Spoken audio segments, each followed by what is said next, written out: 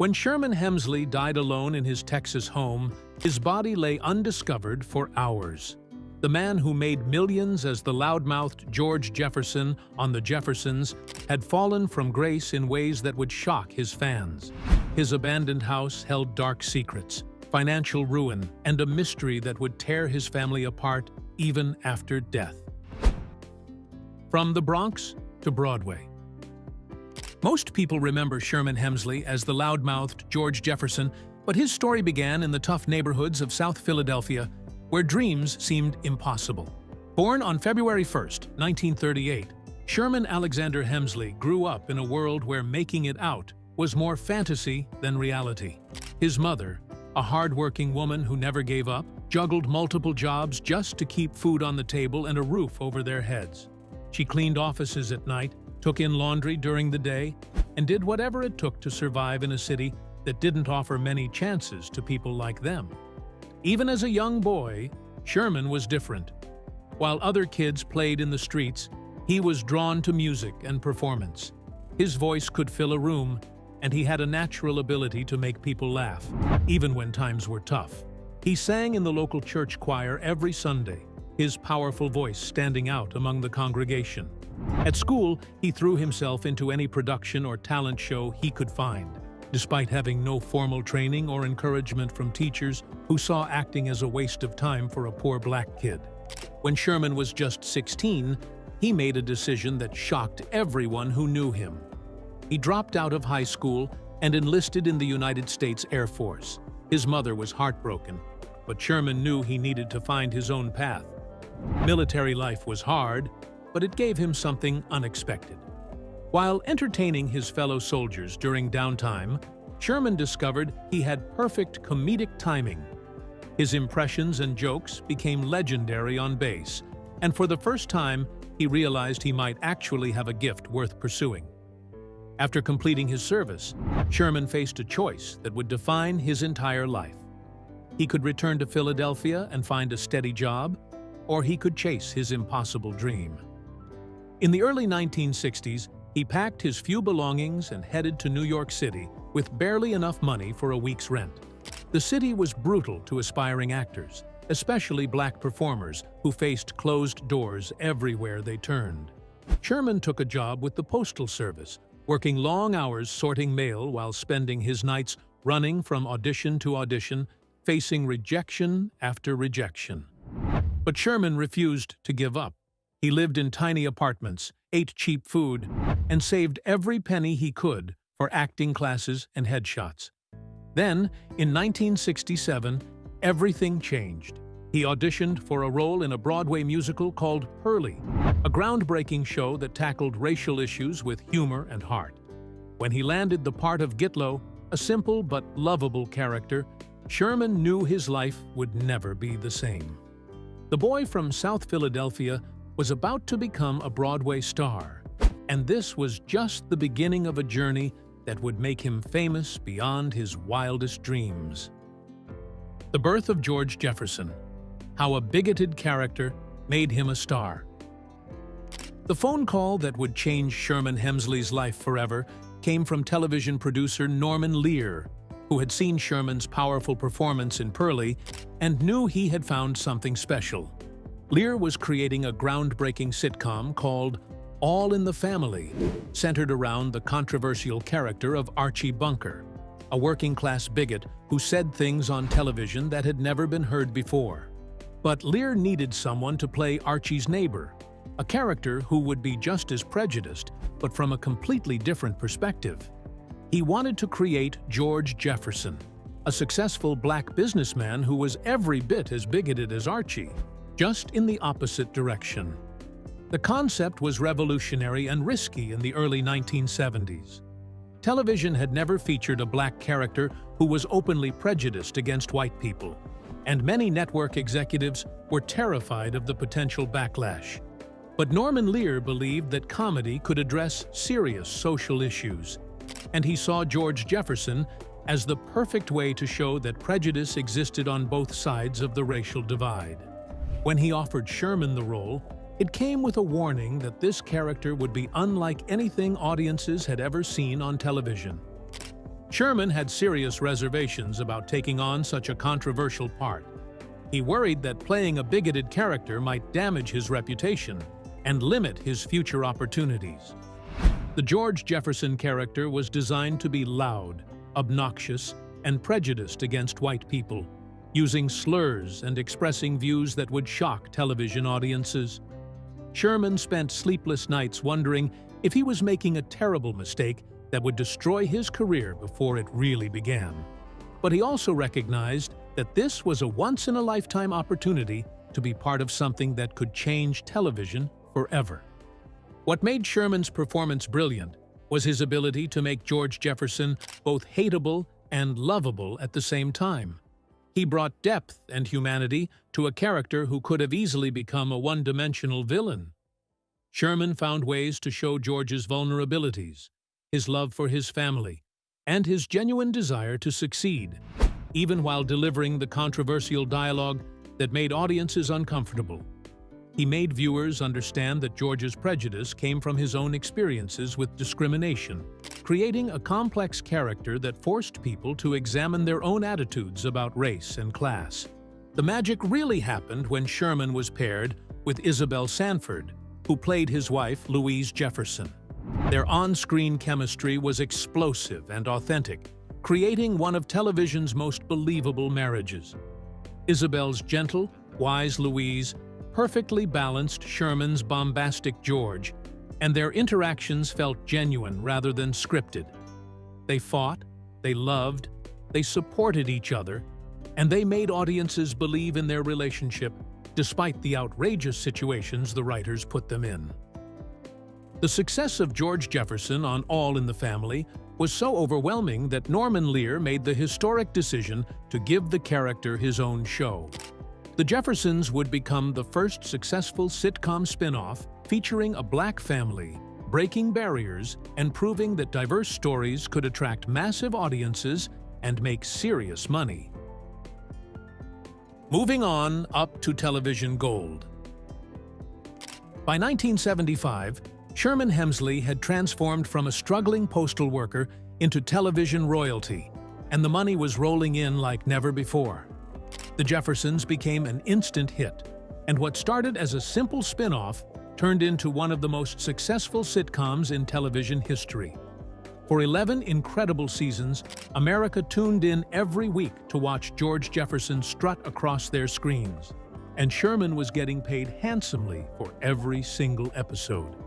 The numbers were staggering for a black actor in the 1970s and 80s. Sherman negotiated his salary like a seasoned businessman, eventually earning over $50,000 per episode.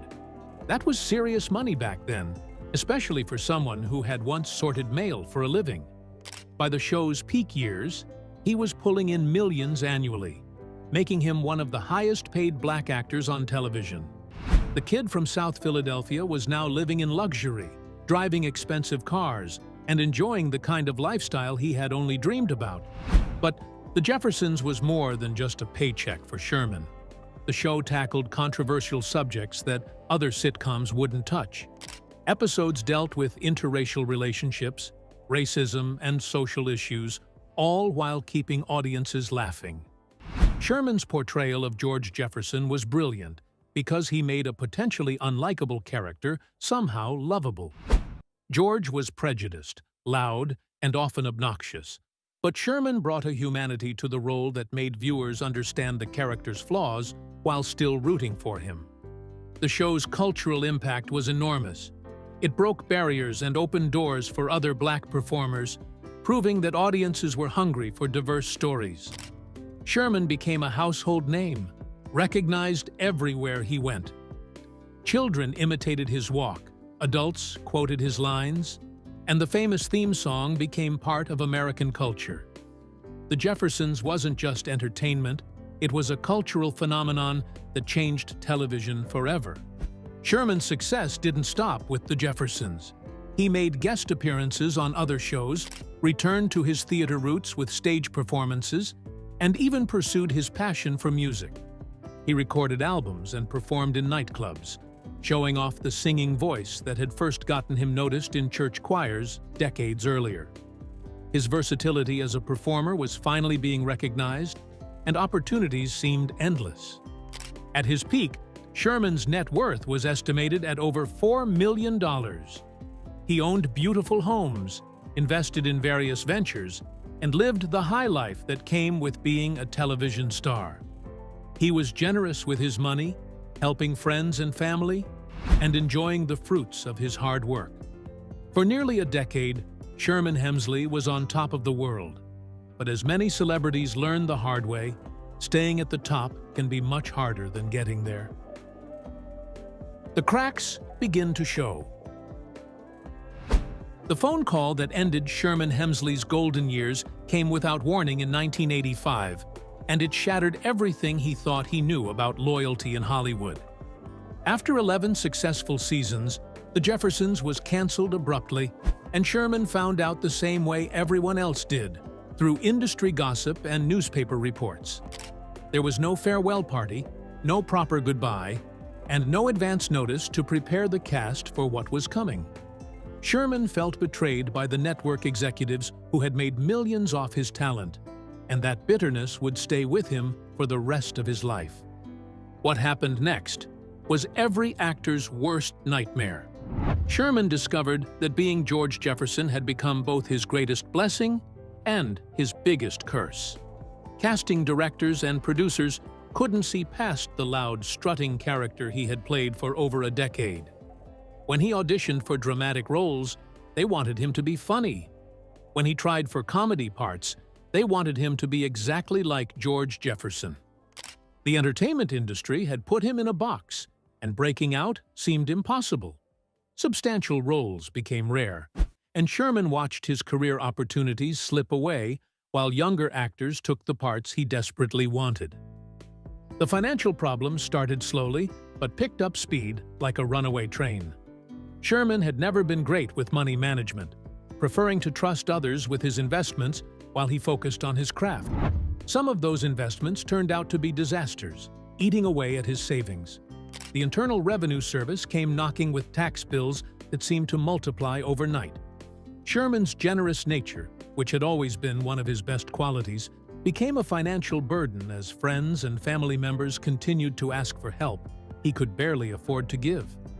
As the rejections piled up and the money problems mounted, Sherman began withdrawing from the world that had once celebrated him. He became increasingly isolated, spending more time alone in his home and less time socializing with industry friends. His relationships with former co-stars grew strained as he struggled with feelings of abandonment and resentment. The man who had once been the life of every party now preferred to stay home, nursing his wounds and wondering what had gone wrong. The stress of his failing career and mounting financial troubles began taking a toll on Sherman's health. He developed depression, a condition that was rarely discussed openly in the entertainment industry during the 1980s and 90s. Physical ailments followed, and Sherman found himself dealing with health problems that would only get worse over time.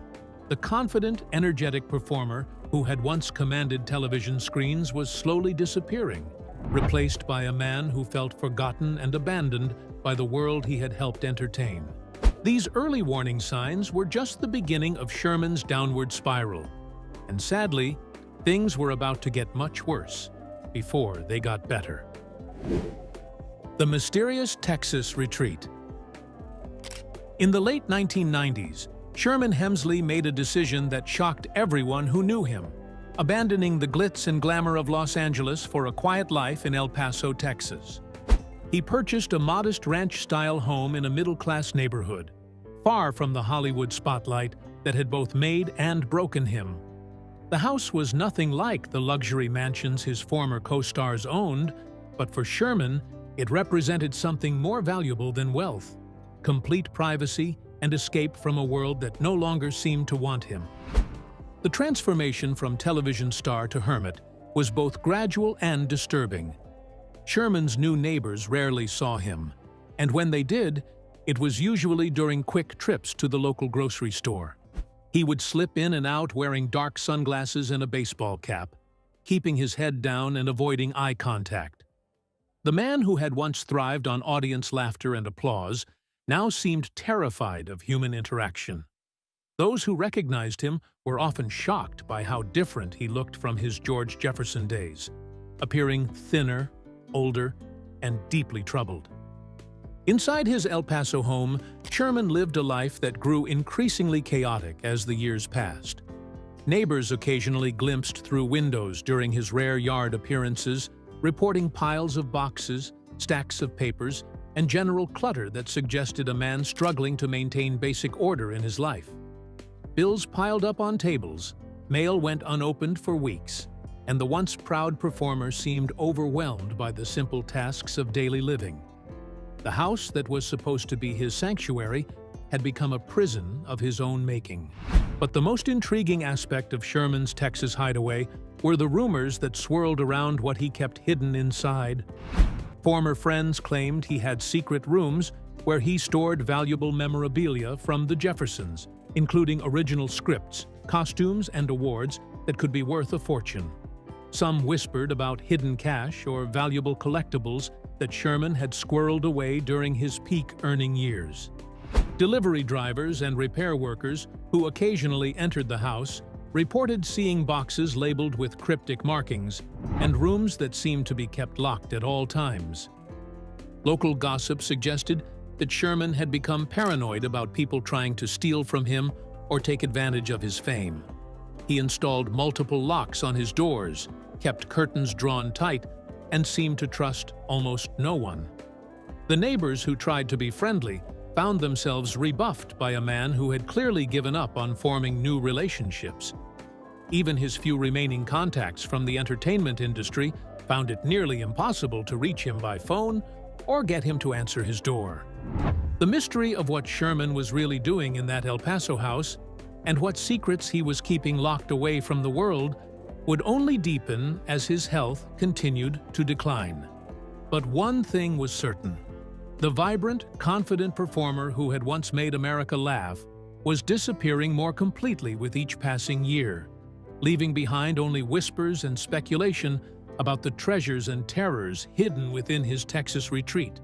The final curtain falls, found dead and forgotten. On July 24, 2012, Sherman Hemsley's long struggle with isolation and declining health came to a tragic end in the same El Paso house that had become both his refuge and his prison. The man who had once made millions of Americans laugh every week died alone, with no one there to hold his hand or offer comfort in his final moments. It was a heartbreaking conclusion to a life that had brought so much joy to others, but had ended in such profound loneliness. The discovery of Sherman's body was as tragic as his death itself. Hours passed before anyone realized that the former television star had died, highlighting just how isolated he had become in his final years. There were no close friends checking on him daily, no family members calling to see how he was doing, and no regular visitors who might have noticed something was wrong.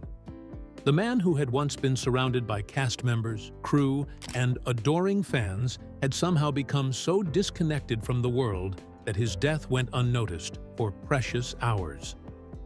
When authorities arrived at Sherman's modest ranch-style home, they found a scene that perfectly captured the sad reality of his final years. The house was cluttered and disorganized, showing signs of a man who had been struggling to take care of himself. Initial reports about the cause of death were confusing and contradictory, leading to speculation about everything from foul play to suicide. But the autopsy results eventually revealed the simple, sad truth. Sherman had died from natural causes related to the health problems that had been plaguing him for years. The medical examiner's report showed that Sherman's body had been failing him for some time. He had been dealing with multiple health issues, including problems that were likely made worse by years of stress, depression, and social isolation. His death was not dramatic or mysterious, just the quiet end of a man whose body had finally given up after years of struggling with both physical and emotional pain. It was exactly the kind of lonely, unremarkable death that Sherman had probably feared most. The immediate aftermath of Sherman's death revealed just how disconnected he had become from the entertainment industry that had once celebrated him. When news of his passing finally broke, it shocked former colleagues and fans who had assumed he was living comfortably somewhere, enjoying his retirement. Tributes began pouring in from people who remembered George Jefferson fondly, but had no idea that Sherman Hemsley had been struggling in obscurity for years. Social media filled with memories of favorite Jeffersons episodes and quotes from George Jefferson's most memorable moments. Fans shared stories about how the show had influenced their lives and how much Sherman's character had meant to them. But these heartfelt tributes also highlighted a disturbing reality. Most people had completely forgotten about Sherman, the person, while remembering George Jefferson, the character. The entertainment industry's response was a mixture of genuine sadness and uncomfortable guilt, as many people realized they had let one of their own slip away without anyone noticing or caring enough to help. But Sherman's death was just the beginning of a story that would become even more bizarre and disturbing in the weeks and months that followed. A family torn apart by greed. What should have been a time for mourning and remembrance quickly turned into one of the most bizarre and disturbing legal battles in Hollywood history. Within days of Sherman's death, a man named Richard Thornton came forward claiming to be Sherman's half-brother and rightful heir to his estate. The problem was, almost no one had ever heard of Richard Thornton before, and Sherman had lived most of his adult life as if he had no family at all. This mysterious claim would launch a legal war that turned Sherman's death into a circus of greed and deception. The circumstances surrounding Sherman's will were as confusing as they were suspicious. For years, Sherman had been notoriously private about his personal life and family relationships. He rarely spoke about relatives in interviews, and his closest friends knew almost nothing about his background beyond his childhood in Philadelphia. When lawyers began searching for legal documents and family records, they found a tangled web of conflicting information that raised more questions than answers. Did Sherman really have a half-brother? Or was this an opportunistic stranger trying to cash in on a dead celebrity's estate? The legal battle became even more disturbing when it was revealed that Sherman's body was being kept in refrigeration, while lawyers fought over who had the right to bury him. For months, the man who had brought joy to millions of American families lay in a morgue, treated more like evidence in a court case than a human being deserving of dignity and respect. The situation was heartbreaking and infuriating to fans who couldn't understand how someone's death could become such a cold, calculating business transaction. At the center of the controversy was Flora Enchinton, a woman who claimed to have been Sherman's closest friend and business partner for years. Flora insisted that Sherman had trusted her with his most personal affairs, and that she knew his true wishes better than anyone else. She painted a picture of a lonely man who had distanced himself from his biological family and chosen his friends as his real family instead. But Richard Thornton's lawyers disputed her claims, suggesting that Flora was trying to manipulate the situation for her own benefit. The legal proceedings revealed just how isolated Sherman had become in his final years. Lawyers struggled to find witnesses who could testify about his mental state, his relationships, or his true intentions regarding his estate. The man who had once been surrounded by co-stars, friends, and fans had apparently died with so few close relationships that determining his real family became nearly impossible. Phone records showed minimal contact with the outside world, and neighbors could offer little insight into his private life. As the months dragged on, Sherman's body remained in legal limbo, while his supposed relatives and friends battled over an estate that turned out to be much smaller than anyone had expected. The whole sad spectacle served as a grim reminder of how fame and money can bring out the worst in people, even in death. What should have been a celebration of Sherman's life and legacy had become a grotesque display of human greed that would have horrified the gentleman who just wanted to make people laugh. The abandoned house reveals its secrets. When authorities finally entered Sherman's El Paso home after his death, they discovered a scene that was both heartbreaking and fascinating, like stepping into a time capsule that told the story of a man's rise and fall. Every room was packed with boxes, papers, and memorabilia that Sherman had accumulated over decades, creating a maze of memories that revealed just how deeply he had been living in the past. The house felt frozen in time, as if Sherman had been waiting for his old life to somehow return to him. The most valuable discoveries were hidden throughout the cluttered rooms like buried treasure. Estate workers found original scripts from the Jeffersons episodes, some with Sherman's handwritten notes and personal memories scribbled in the margins. Costumes that George Jefferson had worn were carefully preserved in garment bags, including some of the flashy suits that had become iconic parts of the character. Awards and certificates from his television career were scattered among personal papers, some still in their original frames, while others had been carelessly stacked in boxes as if Sherman could no longer bear to look at them. But the most shocking revelation came when lawyers began sorting through Sherman's financial documents. The papers told a devastating story of a man who had lost control of his money years earlier. Unpaid bills were stacked everywhere, some dating back months or even years. Tax notices from the Internal Revenue Service showed mounting debts that Sherman had apparently been unable to address. Credit card statements revealed a man living far beyond his diminished means, desperately trying to maintain a lifestyle he could no longer afford. The contrast between his past wealth and his final financial situation was heartbreaking. As the legal battles dragged on, Sherman's house sat empty and slowly began to deteriorate. Neighbors watched sadly as the property that had once been his refuge became an eyesore in their quiet neighborhood. Windows went unrepaired, the yard grew wild with weeds, and the house took on the eerie appearance of a haunted mansion. No family members came forward to maintain the property, and the legal disputes prevented anyone else from taking responsibility for its upkeep. The fate of Sherman's priceless memorabilia became another source of controversy. Some items disappeared during the chaos of the estate battle, leading to speculation that valuable pieces had been stolen or sold illegally. Other belongings were eventually auctioned off to pay debts, scattering Sherman's life's work to collectors around the country.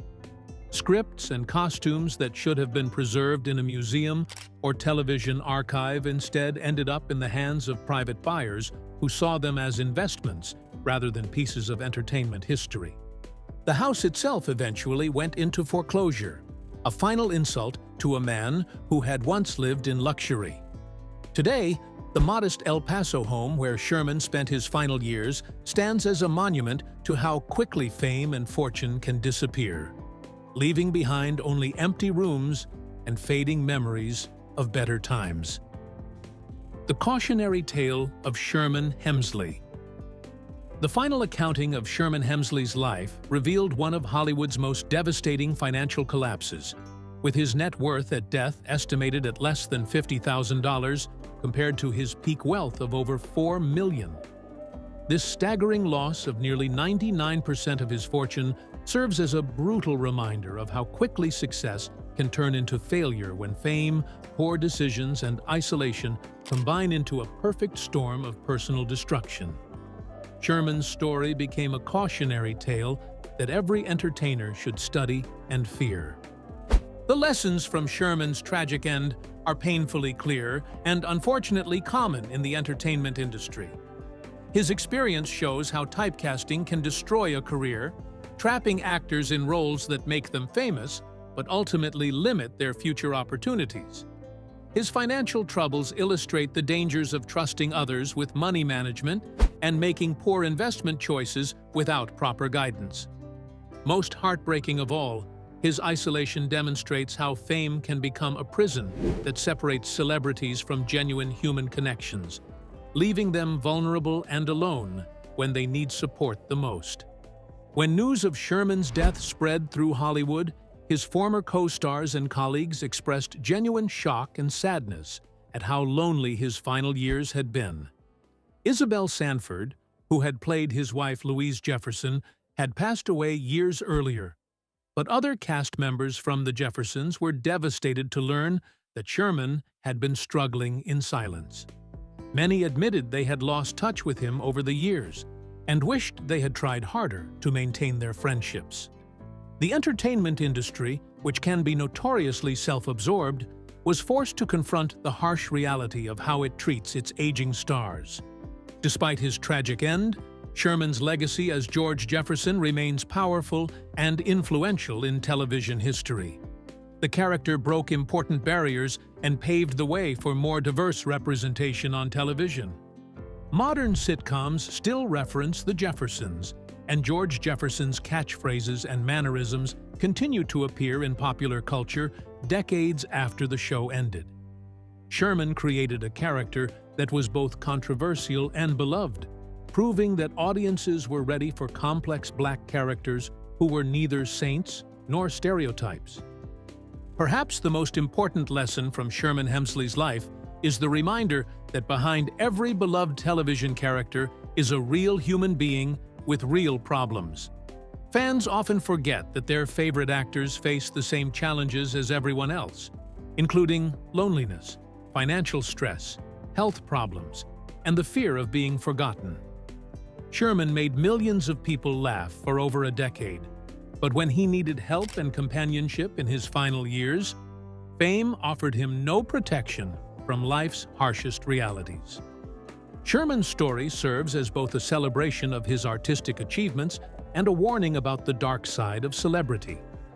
His rise from poverty to television stardom was the American dream come true. But his fall from grace and lonely death reminds us that success without genuine relationships and proper support can become a nightmare that no amount of fame or money can fix.